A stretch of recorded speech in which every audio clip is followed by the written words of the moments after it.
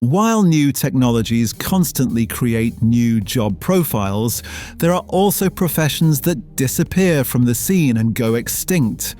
That's exactly why we're showing you 10 historical jobs that would be unthinkable today. And we'll start right away with a profession that once made sense, but we're glad no longer exists.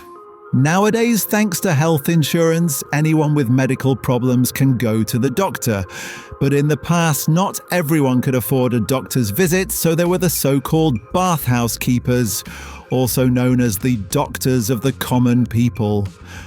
Until the 18th century, barber surgeons, who actually ran bathhouses offering body care, cosmetics and hairdressing services, also took on medical tasks of all kinds. After just a 3-year apprenticeship, they treated broken bones, pulled teeth, and performed bloodletting, the draining of supposedly bad blood. They also made remedies and ointments and even carried out amputations. So whether you wanted a shave and a haircut or needed surgery, for ordinary people, the bathhouse keeper offered it all.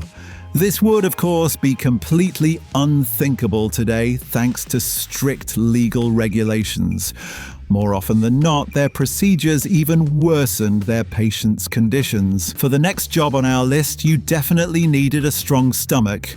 Even before modern sewer systems and wastewater pipes existed, someone had to deal with human waste disposal. And that's where the so-called gong farmers came in. Gong farmers, also known as nightmen, were responsible in the Middle Ages and early modern times for emptying latrines, cesspits, and public toilets. Their work involved climbing down into deep pits after nightfall with shovels and buckets to remove the waste. An extremely dirty and dangerous job, both physically and health-wise, because the job of gong farmer was seen as especially unhygienic and hazardous to health.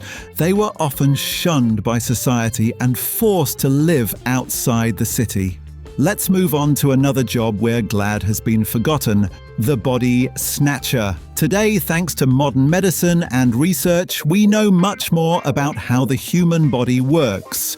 But in the 18th and 19th centuries, knowledge of anatomy was still very limited, and medical students and doctors urgently needed human bodies to expand their understanding. Corpses, however, were hard to obtain since it was illegal to use the dead for science. That's where the body snatchers came in. Under cover of darkness, they dug up freshly buried corpses and sold them to medical faculties and doctors who paid well for the goods. Body snatching was, of course, illegal and morally wrong, but there was a huge demand for human bodies for anatomical studies.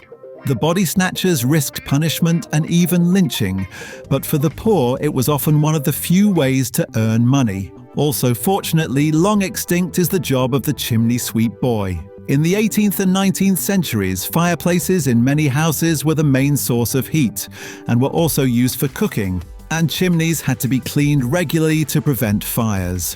Because the chimneys were narrow and there was no modern cleaning technology yet, chimney sweep boys had to climb into the tight, soot-filled chimneys to scrape out dirt and soot. They were usually orphans or children from poor families, sold by their parents to master chimney sweeps. These boys, only 3 to 8 years old, worked under dangerous, harmful conditions, without safety precautions, often wearing nothing but tattered clothing. The working conditions were so bad that many of these children became sick or even died. Now let's move on to a profession that once played an important role, but one we can hardly imagine today.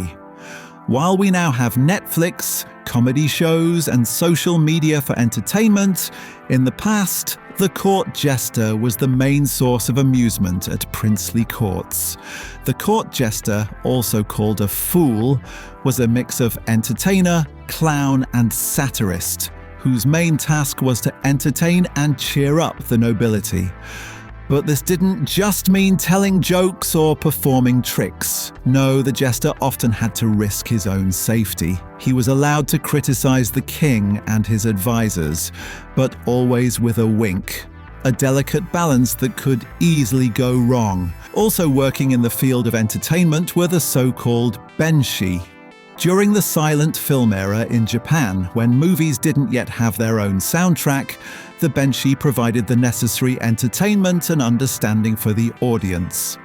They would stand next to the screen in the cinema and comment on the film's action live, with full voice and great expression. This was necessary because silent films often had no intertitles and there was no way to convey dialogue or background information directly in the film. The benshi didn't just speak the characters' lines, they also explained the plot, described emotions, and filled the silence with their own interpretation. A good benshi was actor, narrator, and entertainer all in one. They could make the audience laugh, move them to tears, or keep them in suspense just with their voice. They often became stars in their cinemas, and people didn't go just for the film, but also to hear their benshi. And we continue with a job that was once absolutely necessary, but seems totally unthinkable today. In the time before electric alarm clocks and smartphones up until the 19th and early 20th centuries, it was hard for many people to wake up reliably for work. And that's exactly where the knocker-ups came in. Armed with long sticks or small pea shooters, they would walk the streets early in the morning and tap on the windows of workers and factory employees to wake them up on time. This was an important service, especially in industrial cities where work started very early and punctuality was essential. The next profession you'll know from history books and films, but it actually included more tasks than most people think. We're talking about the executioners, today known mainly as those who carried out capital punishment. In this medieval job, it wasn't just about carrying out executions. Executioners were mainly responsible for punishing people for wrongdoing by physically disciplining them.